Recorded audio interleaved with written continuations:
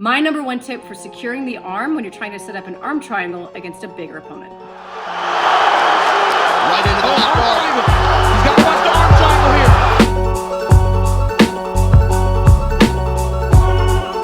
here. Laura Sanko here. I am joined by Paul Kolenda. He's a black belt, I'm a brown belt. But he lets me be smart on this channel, and he doesn't talk a whole lot, but we love him. No response to that? That's awesome, thank you. You're welcome. Today I'm going to show just a little tip, a little detail in terms of how you can set up your arm triangle, especially when you are a smaller opponent. It's so hard to control someone's arm. So again, I'm trying to introduce more broad concepts because I think it's really important in your jiu-jitsu journey, not just to understand how to do a technique, but why that particular technique is effective or why that setup is effective. So Paul's gonna be on his back. I'm gonna have mount here, so I'll have you come around.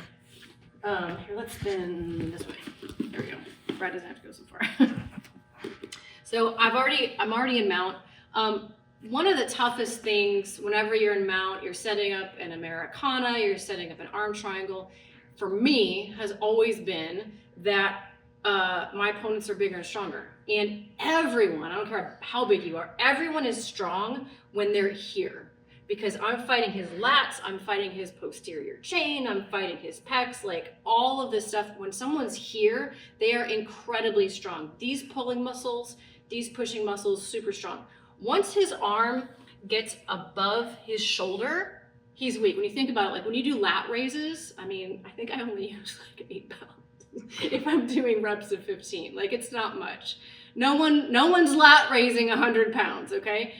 But you can shoulder press 100 pounds because you're engaging different muscles. So understanding what muscles are engaged in different movements will be like, oh, this huge light bulb moment for your jiu-jitsu journey. So in the case of the arm triangle, I am trying to get Paul's arm to be straightened out here, and my head's gonna go here so that I can get it across and I can get the arm triangle. The hardest part of it is like, okay, awesome, I've achieved mount. Like, oh, finally, this is the best place to be. Well, but shit, like how do I get his arm? I mean, this is where the comments go crazy. Like, see, you couldn't do it if he was trying. But I couldn't because his arm is way stronger than my arm, and I would never use 2-on-1 in this position anyway. What I have to do is I have to be able to control the elbow and get the elbow going, and then I can straighten the arm up, and then I can get it across. In order to do that, a lot of people get taught walking the fingers, which is effective, but it's only effective when the arm is like already out here, and I can like scoot it, this way.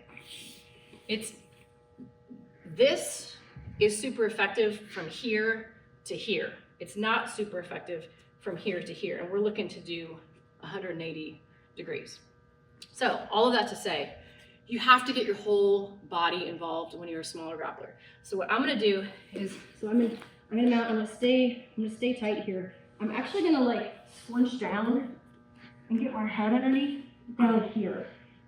And then, because I have brought my hip, it's like I've coiled my entire body on top of him. When I coil my entire body, then I can actually just extend. I could even grapevine if I have these, it would be even better. Then I can use my entire body to stretch and force his arm over, and then be able to finish my arm triangle from there. Step off if I have to, but did I really have that for mount? Okay. Sometimes you can finish them mounted, sometimes you have to step off and get your knee involved. But the whole point of this video is just this part right here. You have to be smart, you have to be efficient in the way that you're gonna try to control a stronger opponent. So again, instead of trying to like use my arm and get him down, which I physically can't do, I'm gonna find an opportunity to get my head under here.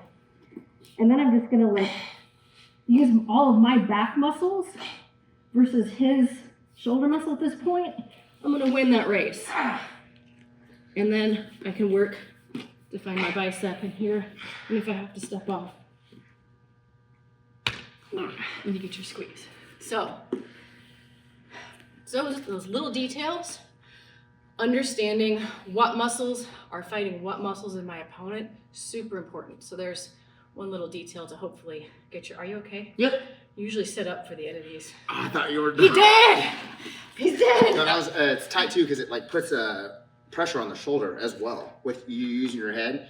So Yeah. I think that does it a lot. Yeah, and it's not just like I'm using my head. It's because I'm using my whole body to like extend. It's my entire back muscles are then fighting just this movement right here. So it's way more efficient. So there's one detail to hopefully do a better job of setting up your arm triangles. Guys, we thank you so much. All right, we thank you for being here on the channel. Like, subscribe, come back.